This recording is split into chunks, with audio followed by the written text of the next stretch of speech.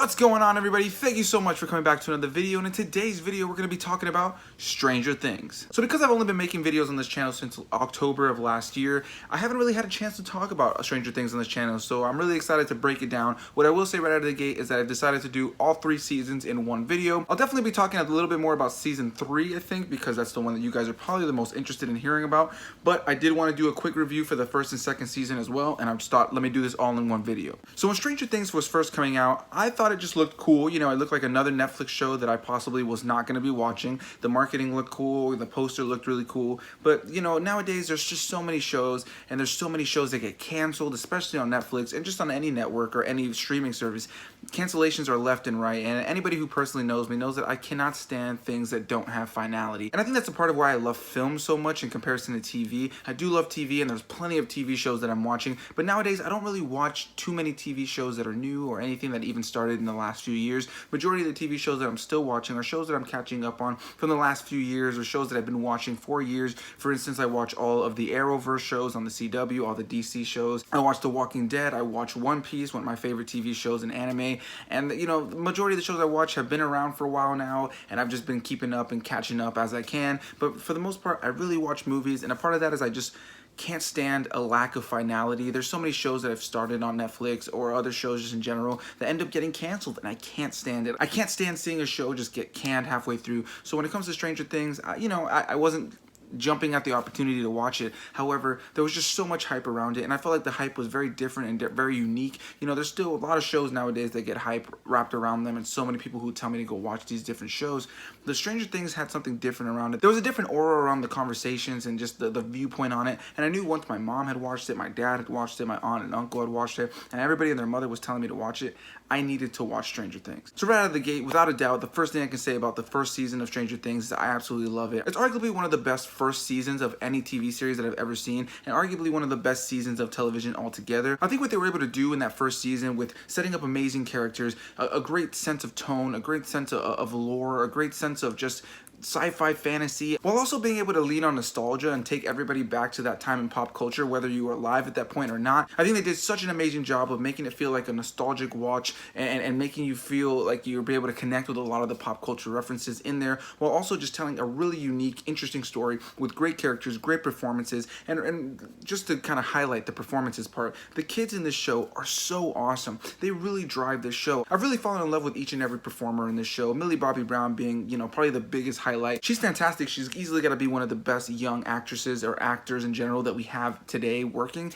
and I really enjoy everybody's performance in this first season. It was so believable, so grounded, while also being so, you know, sci-fi heavy and all that kind of fantastical elements. But I think they did such an amazing job of telling a really unique and interesting story, building a very unique lore, that's things that are familiar to other stories, which is great that they were able to use things like Dungeons and Dragons to kind of, you know, give us some similarities as far as the lore and stuff like that. But they were really able to make it interesting and unique to this TV series, and I think they did such an amazing job of setting up tone, visuals, the music, the score, the soundtrack, everything about it really makes for a unique watch. And I think that first season is just so good. Every single episode, I think, is a banger. I think every single episode really keeps you at the edge of your seat and really keeps you interested in these characters. The performances never are ever weak in that first season, and I think they do such an amazing job of really setting up what would be a phenomenon. Now, when Stranger Things season 2 came out, I was incredibly excited, as we all were. I think there was just so much hype around it. We were all so excited. And what I can say about Stranger Things season 2 is I really enjoy it. I think it's a lot of fun. I think it's a really good show. I think it's a really great season and a really great follow-up to that first season. However, I don't like it nearly as much as the first season. I think, I'll say it right now, the first season is still my favorite season. I just think what they were able to do with that first season, the character relationships, the time that the characters spent together, and the adventure they went on, they were able to keep the stakes so high while being able to keep it such a contained and small story, you know, while also having this huge lore that they were building. And I think they did such a great job with that in the first season, and I think the second season definitely expands on that lore, takes it to new interesting directions. There's definitely some things that I feel like I still want answered from that second season, but for the most part I think the second season is a really solid and strong season. Again, the performances are great throughout it. Again, the tone, the visuals, the vibe, everything that they really bring to the show. The Duffer Brothers should be proud because they've created something incredibly unique, and I think that when I can see something or hear something from that show and know that it's instantly Stranger Things, whether I've seen that episode or that clip or not, it goes to show that they've been able to really, you know, set the precedent for what this show is and what the show needs to be and what the show will continue to be. And I think Stranger Things Season 3 also follows that up. But yeah, my simple wrap up about Stranger Things Season 2 is that I think it's really good. I think it's a really solid season. I think it takes it to some fun and unique and interesting directions while also giving us just great moments and great times with these characters once again. And I think that's easily my favorite thing about this show is the characters. Every single character in this show is incredibly likable, and even the characters that are kind of just there, you, even if you don't like them at first, you grow to like them. And that's something that I really enjoy about this show, and how they were able to really balance out the characters and flesh them out. I think Season 2, my biggest issue is that they spent too much time on some crap that I feel wasn't really exciting. Maybe it's my own personal expectations, but there was just some things that I felt like they kind of dragged on and wasted their time on in Season 2. And the biggest gripe I have with Season 2 is that a lot of the characters, specifically one specific character, I won't really get into it in case you've never seen these seasons before, they spend too much time apart. There's way too much time apart in the second season between main characters from the first season, and by the time they get together, it's nice, but you feel like you really were robbed of those great things. And I think that what made the first season so awesome was having these characters all together on this adventure. And sure, you in a story, you gotta have characters separate, you gotta have characters go to different directions. It's part of what keeps things interesting, but I think that the first season was able to balance that so well while keeping these characters so integrated to the story together, whereas Season 2 I think kept them separated for so long that it really took away from what I really loved about that first season. So let's go into Stranger Things Season 3, and I think the first thing I'll say right out of the gate is the first 2 episodes didn't impress me too much, and I hate to say that. Now, that's not to say at all that I didn't like them. I really did enjoy the episodes, but they didn't really get me as gripped and excited as I was hoping they would. You know, it's Stranger Things. I love the first 2 seasons. I love these characters, and I think that that's really what drove those first 2 episodes for me, was the fact that I really love these characters. I really enjoyed just seeing them do whatever. It doesn't really even matter if anything is exciting is happening. It was just enjoyable to see these characters again, see that there was a time skip a little bit. You know, they're a little bit older now. There's been some changes in their personalities. There's been some changes in who they are, and they're all going through different life cycles and different situations, and I kind of really appreciated that the further I got into the season, and as I had more time to sit with the season, that was definitely something that I can look back on and reflect and think, what a mature choice for these characters as far as from a writing perspective, that they were able to put them in new and unique situations and realize that these kids are no longer kids, they're teenagers now, and they're going through different situations, different relationship things, having to realize they need to grow up sometimes, or having to realize things are not always going to stay the same. And I think they did a really great job of really, you know, taking these characters to new and fun, interesting directions. However, I think the first thing I can say is that the first 2 episodes for me just felt okay. I felt that they were fine, but I felt like they weren't really driving the story and really pushing what the plot would be for the rest of the season. It just felt kind of like a setup and kind of catching you up with the characters, but for 2 whole episodes, that's kind of what I felt. But for me, it wasn't until the end of the 3rd episode that I really realized, here we go, this is what I want to see. From the 4th episode on, this show is just completely ramped up. Season 3 is a really solid season. I had a really great time with it. And what I will say is that as I was watching it, I found myself thinking, okay, I think I like the show so far in its release order. First season being my favorite, second season being my second favorite, and my third favorite being the 3rd season. However, as I've had more time to sit with it, I think I could definitely say that I think Season 2 and Season 3 are about the same level for me. There are really strong moments in Season 3 that I think are a lot better than certain moments in Season 2, but there's definitely moments of Season 2 that I like more than Season 3, so I think they sit about the same level, with Season 1 still being my favorite. But I think that this season did such an amazing job of taking these characters, like I said, to a new, fun, and interesting direction, putting them through life challenges and situations where they kind of have to grow up and realize that, again, that things aren't always going to be the same. Their relationships are not always going to be the same. That sometimes they have to see their relationship through another lens and kind of realize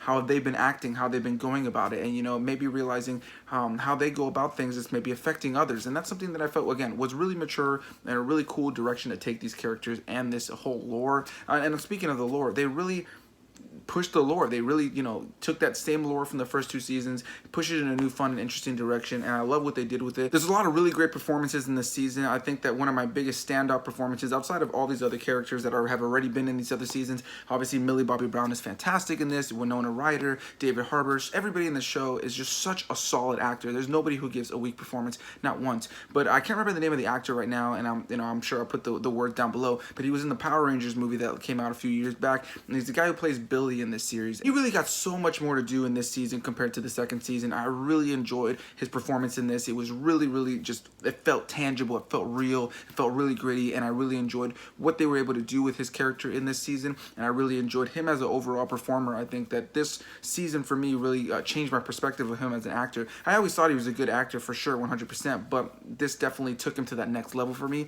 I had a really great time with his performance, and at the end of the day, I had a great time with everybody's performance in this. I had a really great time with the special effects, the look, the feel, the vibe, the soundtrack, the score, everything about it was really great. And another really big character highlight for me outside of the characters that we've already known and loved from the first 2 seasons is the character of Robin, played by Hawke. Yeah, she's really good in this show. She's really awesome. I really enjoyed her inclusion. I'm really excited to see where they take her character in season 4. Her relationship with Steve and their friendship that grows throughout the season is really well done. I really enjoyed what they did with it. There are some things near the end that I kind of wish had gone a little differently. I do appreciate what they did, and I do enjoy the twist there, you know what I mean, for the sake of, you know, just storytelling. But there were some things as far as the characters that I was hoping that would kind of go in the more conventional direction that you expected. But, you know, that's going to be a hit or miss depending on who you are and what you're expecting out of it. But I really did enjoy it. And let's speak about the character Steve real quick. He is a character that has really grown on me. Easily one of my favorite, if not my favorite character in the show. He's up there, probably top 3, I would have to say. He's really good, and I really love the progression they gave his character. In season 1, he's an asshole. You really don't like him. He's kind of just there.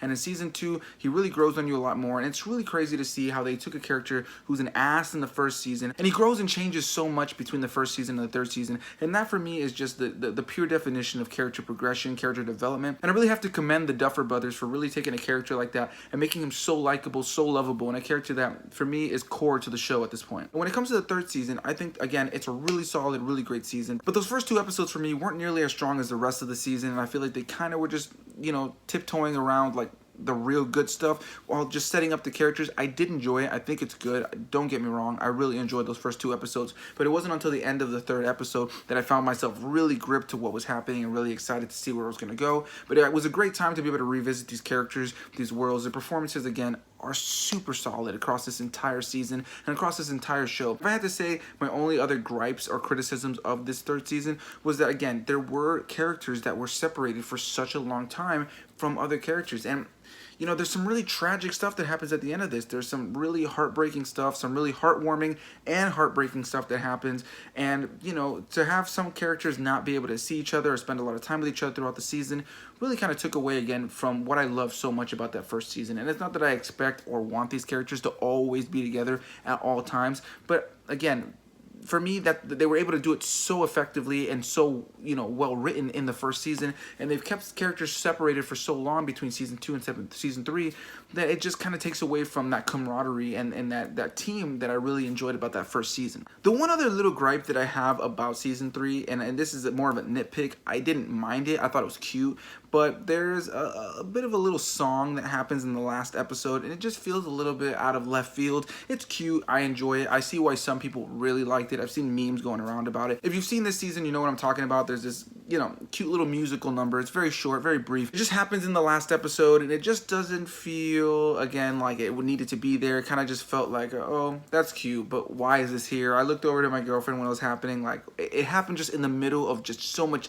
tension, and it kind of just took me out of it a little bit. I thought it was cute. I felt like it was fine, but I didn't really feel like it was necessary. I feel like it was kind of just shoehorned in there to just kind of be there. I don't really feel like it played any big portion in the narrative. Maybe it'll play into more what's going to happen in season 4. If you know what I'm talking about, it'll make more sense to you, but it kind of just took away from the tension that was happening in that last episode. However, I did really love that last episode, and I think that they really left the characters and the story in a really interesting place, and I'm really excited to see what they do with season 4. Yeah, I'm excited to see what they do with the next season. Netflix has a gold mine on their hands with this one for sure. So yeah, guys, let me know what you think down below. Have you seen Stranger Things? Have you not seen Stranger Things? I highly recommend it. I think it's one of the best television shows that's out right now. If you have not seen a single episode of Stranger Things, I just stop this video right now and go watch it, and let me know what you thought about it if you have seen it down below. Thank you guys again for watching. Make sure you guys hit that like button if you enjoyed this video, and subscribe if you guys have not already, so you guys can watch more of my videos. I know that sounds kind of selfish, but